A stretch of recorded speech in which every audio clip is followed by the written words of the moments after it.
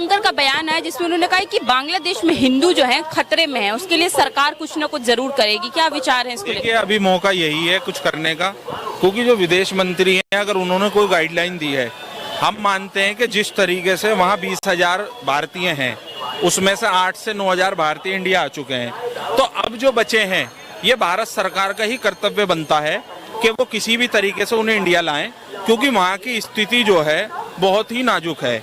और जिस तरीके से वहाँ अभी खबरें भी आ रही थी कि वहाँ मंदिरों पे भी हमला हो रहा है और हिंदुओं पे भी हमला हो रहा है, जो उन्होंने भी कहा है विदेश मंत्री ने, तो हमारी भारत सरकार बहुत मजबूत है, भारतीय सेना भी हमारी मजबूत है। तो मैं कहना चाहता हूँ कि जल्द से जल्द या तो हमारी भारत की सेना वहाँ उतारी जाए या भारत सरकार को एडवाइस जाहिर करे कि कैसे भी करके उन लोगों को वहाँ से सेफ हिंदुस्तान लाया जाए।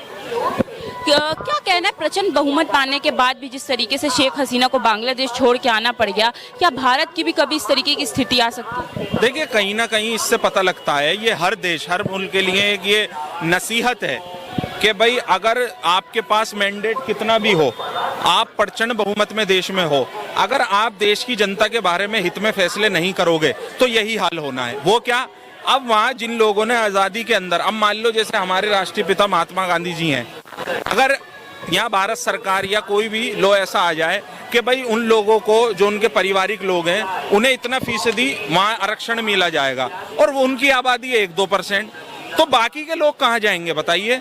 तो ये जो एक आरक्षण के ऊपर जो मामला था, जिनने इतना बड़ा एक ये आग बबूला कि वहाँ हमने एक गाना सुना था हसीना मान जाएगी, लेकिन हसीना भाग जाएगी ये नहीं सुना था।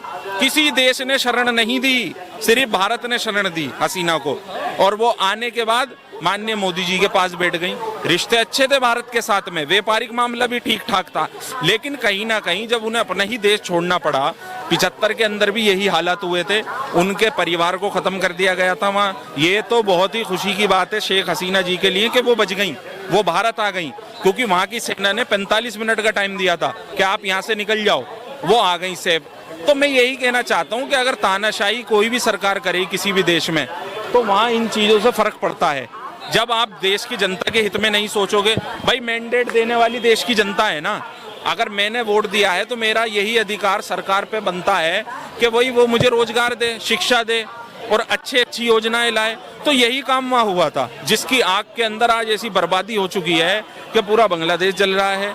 वहाँ की नेता ने इस्तीफा देके वो भारत में शरण ले ली। अब आने वाला वक्त बताएगा। इसमें भारत का स्टैंड यही होना चाहिए कि जो भारतीय वहाँ 20,000 फंसे हैं उन्हें निकाला जाए, और जो वहाँ हिंदू अल्पसंख्यक है उसको भी लाया जाए, क्योंकि ये तो एनआरसी लाने की भी तैयारी की गई थी माननीय गृह मंत्री जी की तरफ से। और फिर ये बाद में ये ना कहें कि वहाँ से घुसपैठिए आ रहे हैं, क्योंकि वो भारतीय हैं जो 20,000 लोग हैं। अभी अगर हम ला सकते हैं तो बहुत जल्द भारत सरकार अपना स्टैंड ले सकती है। और बांग्लादेश एक बहुत छोटा हिस्सा है, वो भी एक भारत का हिस्सा था, और ये बहुत, मैं तो कहना चाहता हूँ कि अगर भारत सरकार चाहे तो वहाँ अपनी सेना उतार कर वहाँ तख्ता पलट भी कर सकती है। देखिए, वहाँ पे भी जिस तरीके से युवा प्रदर्शन कर रहा था तो उनको आतंकी बताया जा रहा था, उसी तरीके से यहाँ पर भी किसान, किसी भी देश का युवा है, अगर आप उसे आतंकी कहा गया है सरकार द्वारा, जैसे यहाँ किसान आंदोलन हुआ, किसानों को भी कहा गया, तो कहीं ना कहीं ये शर्म की बात है, क्योंकि देश का नागरिक है और देश के नागरिक को आप आतंकवाद से जोड़ोगे तो फिर कहाँ आ गए। 300 छात्र भी वहाँ मरे, ठीक है, देखिए वो उनके देश का मामला था, वहाँ क्या था, कैसा आरक्षण था, लेकिन हम एक भारतीय होने के नाते यही कहना चाहेंगे कि जो वहाँ भारतीय फंसे हैं उन्हें निकाला जाए, और जिन लोगों पे वहाँ अत्याचार हो रहा है, अगर भारत सरकार चाहती है उन्हें लाना तो जल्द से जल्द कार्रवाई करे, इसके अंदर बिल्कुल भी कोताही न बरते। देखो, जैसा कि इन्होंने बोला, एक बहुत अच्छी बात बोली, तख्ता पलट। देखिए, बांग्लादेश भी भारत का हिस्सा था। अब ये बीजेपी वालों को, भारतीय जनता पार्टी, भारत सरकार को बहुत अच्छा मौका मिल गया है। ये बार बार पाकिस्तान चिल्लाते हैं कि हम पीओके को एक कर देंगे। भाई, बांग्लादेश को भी तो एक कर लो, तुम्हारे पे मौका है, दिखा दो।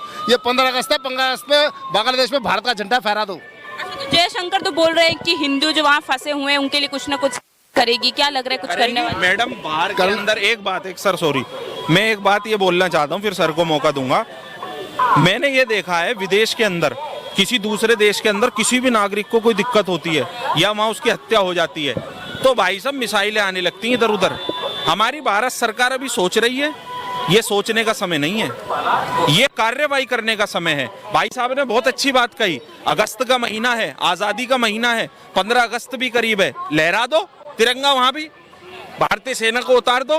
भाई अखंड भारत का जो सपना देखा जा रहा है इतने समय से, वो कब पूरा होगा? भाई पीओके भी ले लेंगे हम बाद में। सबसे पहले जहां अभी हमें स्थिति अपनी डालनी है, जल्द से जल्द वहां भारत सेना पहुंचकर अपनी कार्रवाई को करे। बांग्लादेश में तो मतलब भारत में से निकला हुआ है, तो जोड़ दो, क्यों सोच रहे हो?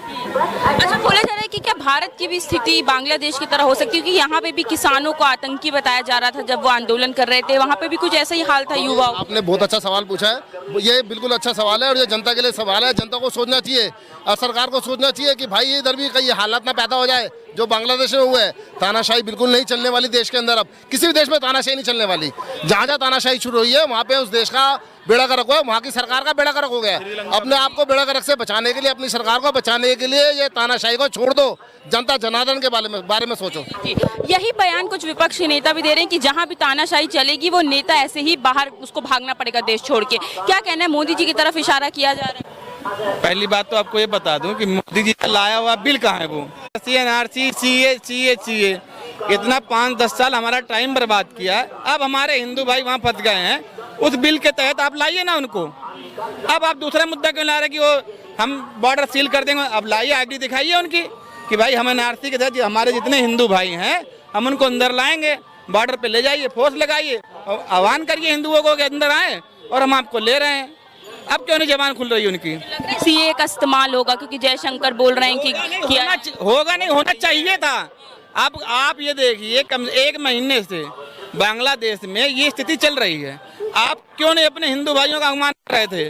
दिखावे के लिए ना, कि दिखाना कुछ और, कहना कुछ और, करना कुछ और है।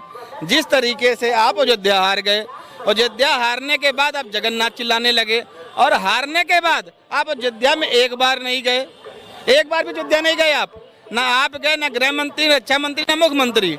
उसी तरीके से जब जनता, भारत की जनता को भड़काना था तब तो आप एनआरसी और सीए कर रहे थे। आज उस संविधान का और उस कानून का प्रयोग करना चाहिए था आपको।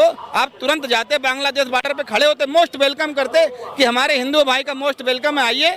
आपने बॉर्डर क्यों सील करा दिया?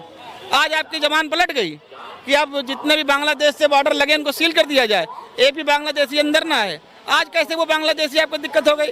शेख हसीना आ सकती है भाई, यार हमारे हिंदू भाई नहीं आ सकते क्या? क्यों नहीं आ सकते भाई? हमारे हिंदू भाई हो।